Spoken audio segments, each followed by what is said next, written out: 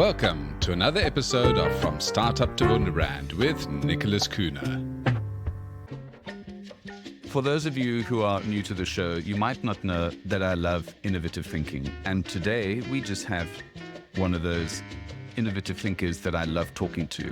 We've got Nick Jain, who's the CEO of IdeaScale, the leading innovation software company. IdeaScale is the core of many leading global organizations' innovation efforts, including NASA, Comcast, NASCAR, Doctors Without Borders, and many others. Now, this is the boasting session, Nick, so please don't blush. Nick graduated at the top of his class from Harvard Business School, holds a degree in mathematics, a double degree I think. He enjoys playing poker, running, and traveling with his wife. So, Nick, welcome.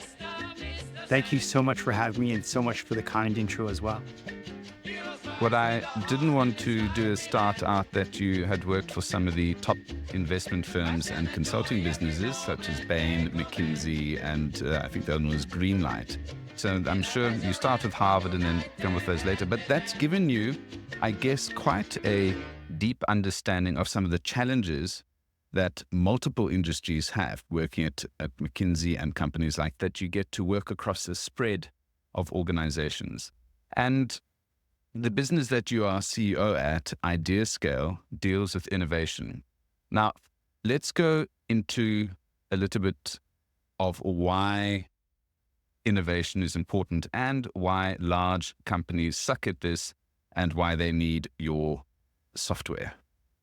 So you're absolutely right. Large organizations really struggle with becoming innovative. When you become large, you've been around for a long time and you've really focused on getting good at whatever you were built to do. The US Post Office was built to deliver mail in an era pre-internet. Pfizer was built to create and do research on drugs before biologics came out. The research for doing biologic molecules is very different than doing traditional inorganic molecules. And so when you're set up to do one thing really well, it's really difficult to wake up one day and realize, hey, I actually need to change. And that's because you're like a factory. You're really good at doing one thing really, really well and repetitively. But the critical thing that a lot of organizations are increasingly waking up to nowadays are innovation is not a choice, it's a necessity if you want to survive. Because if you're not innovating, your competitors are. And they're catching up, right? And this is not just true in the private sector, but it's true for nonprofits and government agencies that want to serve their constituents more effectively.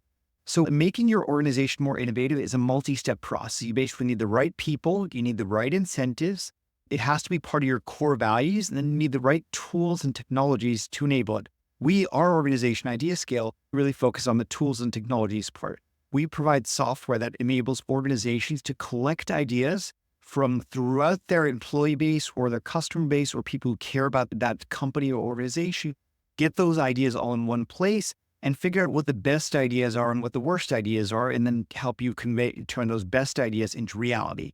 And the really cool thing about a software like ours is sometimes you get really crazy, amazing ideas from unexpected locations. You may get it from the janitor who's sitting in a far off office and is not part of your research team, even though you're a pharmaceutical company. And that's the type of use case we really strive to do well.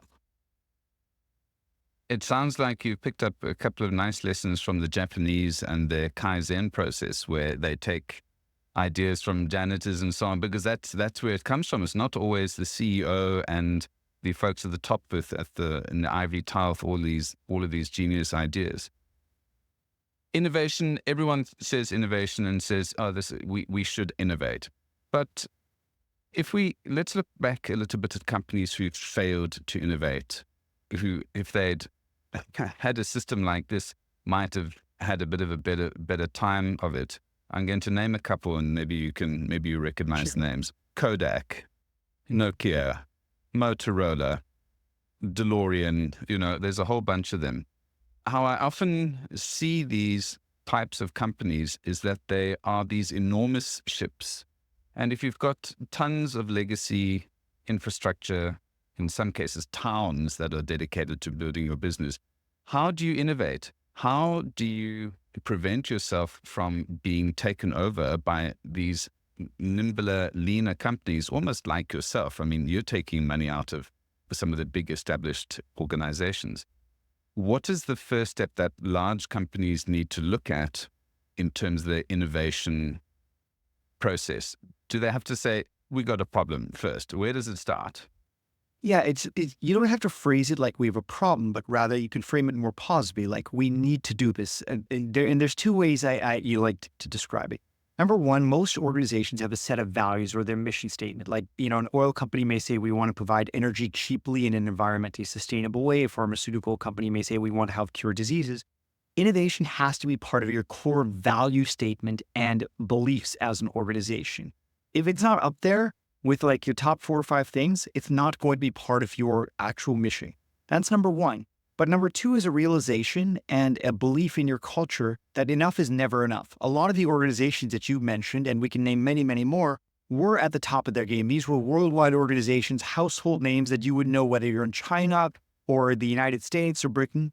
And yet many of them are gone now. And that because at some point they rested on their laurels saying, we are Kodak or we are Xerox. No one can overtake us. But that's not the case. The world is incredibly competitive. And as I love to say, if you're not innovating, just remember your competitors are.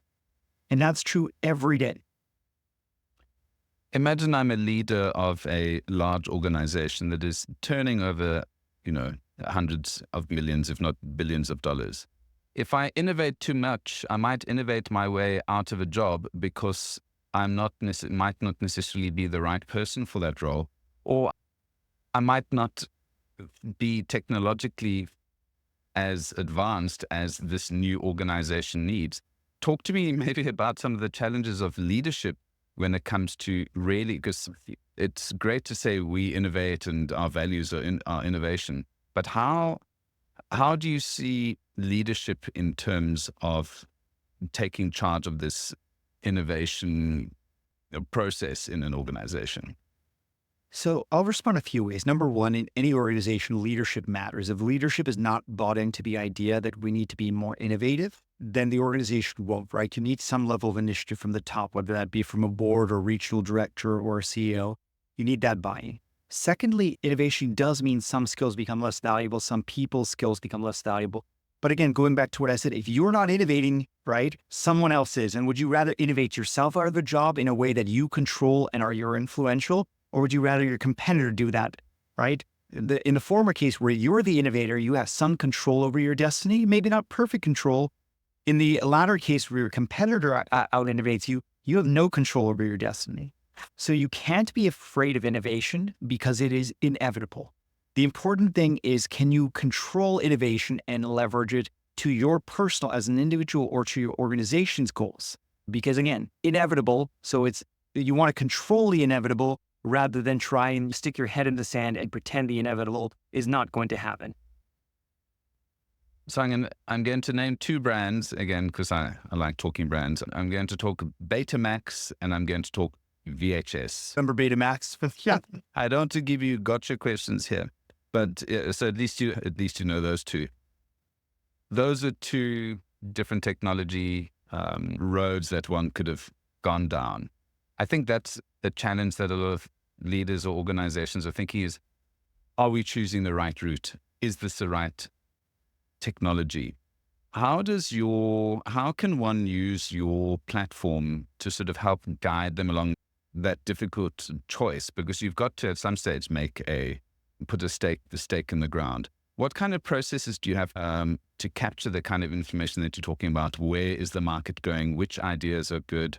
And how not to make catastrophic failures? Or is it about making big, bold moves at the beginning and putting the future of your business on the line? So I'll give 3 different answers, right? Number one, if you're on the Betamax versus the VHS side, you could just over-market the hell out of VHS and make that the winning. You could be the controller of how the market evolves, right? I don't know exactly how that competitive dynamic played out in the late 80s, but that could have been one world where you controlled the outcome. But to answer your question specifically about where we fit in and how organizations should deal with that, firstly, we, I think, are really good at tapping the collective intelligence of your entire organization or the people outside your organization. So while the CEO may be, let's say, tunnel visioned on VHS, he or she may not even know that this other technology like Betamax exists, but the video aficionado within his or her company, because Betamax was loved by AV professionals, they could say, hey, CEO, there's this other cool technology you should kind of watch out for, or maybe we should double, invent both these technologies rather than put all of our takes into this one standard. So we help you uncover your blind spots as well as make sure that ideas stand on their merits, not on, whoever the loudest person or the most senior person were advocating for specific ideas. And then more strategically, your question about, hey, do you have to take a big bet, yes or no? I'm not sure our software necessarily helps you do that, but I do have some advice on that matter. Generally in life, and both for your personal life and your organizational life, I would encourage people not to put themselves in situations where they need to make existential bets, right? We're trying to avoid situations where you're making, bets where your entire life or organization are bet on. You certainly wouldn't do that with your personal life. So why would you ever do that with an organization that may have tens of thousands of people working for it? And, if you're wrong, you've destroyed 50,000 people's livelihoods, their family lives, their employment. That would be irresponsible to bet it all on red, as it were. Good. I'm glad. I wanted to give a little bit of guidance there for folks not to bet the farm.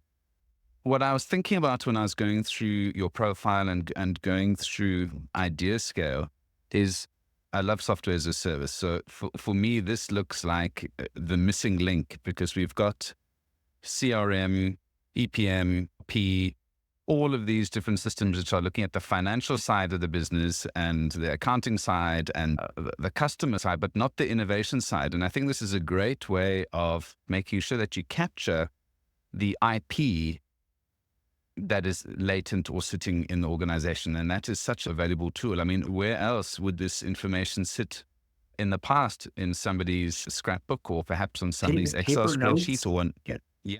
Paper notes, Excel, email, Slack. And then you're exactly right. Like one of the taglines I often use when I try to explain what we do is we are the CRM for ideas. You put all your customer data in HubSpot, all your financial data in QuickBooks or NetSuite. You put all your warehouse data in a warehouse management system. Where do you put your idea data? Paper right now for the most part. Yeah. So my competition is paper. Yeah.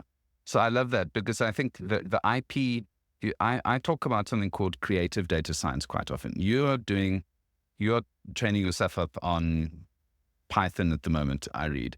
And one of the things with data science, and I set up a data science company in Malaysia 4 years ago, before ChatGPT, so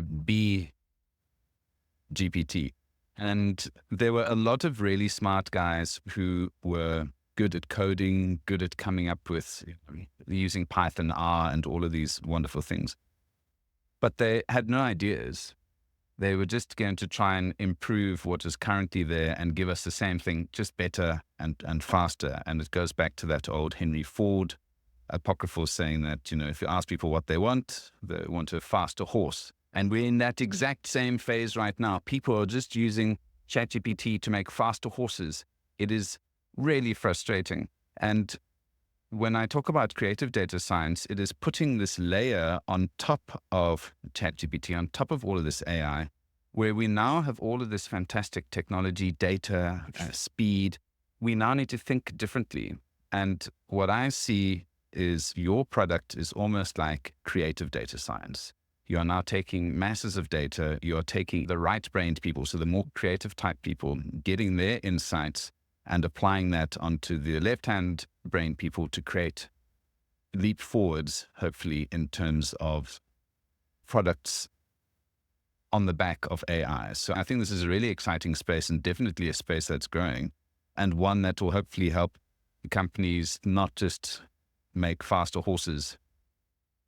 No, to your point about faster horse and Henry Ford, I always love that quote. I would say there's nothing wrong with faster horses, right? I always tell folks that there's two different types of innovation. One is you're doing things that have never been done before, so the car in Henry Ford's case, or alternatively, doing things that have been done before, but better. And that's important too, right? Like when you're going out to the gym, sometimes you want to go start an entirely new sport and get good at it, or invent a new sport. Alternatively, sometimes you just want to get a little bit faster to your run, lift a little bit weight each day and more weight each day. And that is okay too. Progress can come incrementally or orthogonally. Both are acceptable. You've been to one of the best business schools in the world. Is it not worth pushing Well, let's put it this way. We should be doing things differently, and we should be reaching for the stars. I don't want to bring up my compatriot Elon Musk, but he's doing something rather spectacular, trying to get us to space. Let's talk a little bit about you, actually. You've had a couple of interesting careers in the last decade or so. Talk to you about your current role here at IdeaScale and what the future is looking like for you. How are you innovating? So let's see if you're practicing what you're preaching. So that's a loaded question. I'll try and give a honest response. So my role is as CEO of IdeaScale. I joined here 2 years ago after the founders retired, and they hired me as a professional CEO to take IdeaScale from where it is, which is a pretty solid place, to make it a truly global enterprise. I've done 2 or 3 things that I think are pretty cool here. Number one, I expanded globally. So we really focused on the Western English-speaking markets. And over the past 8 or 9 months, we've expanded to pretty much every major market in the world, including non-Western markets. Secondly, I changed our product direction from being one of many, many features. I think we'd fallen into the trap that many software companies do, which you just release a lot of features rather than just have a couple of things that you do extraordinarily well. So we pushed into simplification of the product as well as higher quality. In terms of innovation, I think I probably do 2 things, one at the company and one in my personal life that I would call as innovative. In my professional life at IdeaScale, we really run our company as an idea meritocracy. We even use our own software. So when we're thinking about what the new product features we come out where everyone in the company, in fact, all of our customers, anyone can go to ideas.ideascale.com and submit, hey, this is where our new feature should be, or you guys should change this. Those ideas get upvoted and downvoted, and it doesn't matter whether it's the CEO's idea or a random customer's idea or a 12-year-old student's idea. All of them have equal chance of rising up to the top based on the strength of their own merit. So we really believe in innovation can come from anyone and anywhere. And it's actually funny. You sometimes see my ideas as CEO being voted down, and that's okay. I have to be comfortable with that because we're really trying to do the right thing and innovate it ourselves. This is what we recommend to our customers, so we definitely eat our own cookie. In my personal life, as you kind of alluded to, I'm learning Python, but I'm also taking a variety of other courses. Over the past 3 months, I've taken 3 courses in ChatGPT, 1 on algorithms, 2 on databases, and because I know that if I'm not getting better each day, someone out there is. And someone wants my job, or my job may not exist in 5 years if I don't continue to sharpen and enhance my skills and get better at everything I do, including learning all the new technologies that come out. You're talking about learning, and this is where continuous learning as adults come up. Now, I'm going to challenge you a little bit. You're doing very technology-heavy training there. You're the CEO of an organization. Doesn't it move now into more EQ-related training versus IQ training? I know it's good to know the technology that's out there, but dealing with a global organization, growing a business, you're going to be dealing more with clients. You're going to be dealing more with HR issues. Let's maybe talk about how you've had to change from being in a large organization to now running your own one. Sure. So, I mean, is that a big enough question? Yeah, that's a huge question. I will say, by the way, my course on ChatGPT were not technical courses, but they were just taking what everybody's doing on ChatGPT, entered prompts, and just how to do it much, much better. No coding involved, just how do you become a much better prompt engineer, because that's a really useful skill set in today's market. I can just tell you something. I've got about 5 certificates in Python, and I can't even remember one thing. So you've got to actually... So I use the ChatGPT training every day, right? Good. Yes, yeah. And I've actually encouraged every single employee at IdeaScale to go do that training or something like it, and we'll pay for it because it's such a power. It literally increased my productivity in ChatGPT about 14.2 times. I actually measured it to be, a math guy. And I was already probably at the 98th percentile. So imagine someone at the 98th percentile going up 14.2 times from that. So to answer your question about leadership, I'd say a few things. Number one, I've certainly grown as an individual and learned of my own strengths and weaknesses versus when I was 22, right? When I was bright-eyed and bushy-tailed and it was like, I just graduated with a math degree, I'm very, very smart. That was much more IQ-led style of thinking and communication. And now I've tried to be a little bit more balanced and softer than I think I was at age 22. At the same time, I would argue that a CEO is not just about EQ. There's different styles of CEO leadership. Some people lead through force of character. Some people lead through charisma. Some people lead through empathy. I think my leadership style, always, given who I am as a person, is based on first principles. I try and lay out the principles that IdeaScale will be run on, and communicate that very clearly and explicitly to everyone in the organization. So for example, at IdeaScale, we have a couple of principles. Number one, we're focused on delivering a high quality product. That means no bugs, features that are easy to use. Number two, we're trying to run a software company that actually creates value for all three of its constituent parties, which are its customers, its employees, and its shareholders. And that's a specific math equation how software companies work, how they're profitable or not. And every employee in a company understands how a software company makes money and why we make decisions. And then thirdly, we are here to be innovative. And that means we need to be okay with taking calculated risks. We're not betting the entire farm on every decision, but we run lots of experiments in marketing and product and engineering. Many of them fail, and we're okay with that because that's a part of the innovative process. Well answered. So, I mean, that's some good feedback there. And you're right. I mean, they're totally different styles when it comes to leadership, and you obviously have found your sweet spot. But I had a look at the IdeaScale website, and I did see a big roadmap of a product roadmap of where you guys are going. So obviously, you guys have got a full board of things that you're going to be focusing on. The most exciting thing that you think is on your roadmap for the next 6 months, what are you most excited that is coming out of an IdeaScale in the next 6 months? I think it is in the fact that we're launching some like 3 really cool AI-based features in about 2 or 3 months. The features basically, number one, it's using AI to do data analysis. So I think one of the things a lot of people struggle with is they may not be data scientists. They don't know, and I'm not talking about Python coding. When you give somebody a pile of data, they don't know how to think through what the hell that data means, right? Unless you're a math person or data person. And you don't want to spend weeks playing around figuring out what are the insights from that data. So I think we've designed a very cool module that takes all the data of ideas sitting within your organization and analyzes and spits out useful stuff. That's number one within AI. Number two, and also AI related, is now using AI as a co-pilot for brainstorming with you. So rather than just collecting human ideas, can you enhance the human being to allow him or her to come up with better ideas and faster? I think those are kind of the two really, I don't know if they're game changing, but I think they're meaty enough and valuable enough to all sorts of end customers. And we're very excited about them coming out in a couple of months. Yeah, I like that co-pilot idea in terms of helping the ideation process. I think that's where it definitely can be super valuable.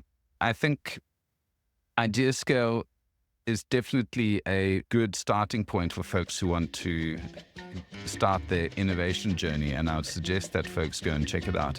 Nick, where can folks get in touch with you and learn a little bit more about these exciting new products that you're launching? Thanks. 3 ways. You can either go to our company website, ideascale.com, or if you want to reach me personally, the 2 best ways are finding my LinkedIn. It's Nick Jain on LinkedIn. I'm usually the number 1 person there. I respond to 100% of LinkedIn messages, or you can email me directly at nick.jain@ideascale.com.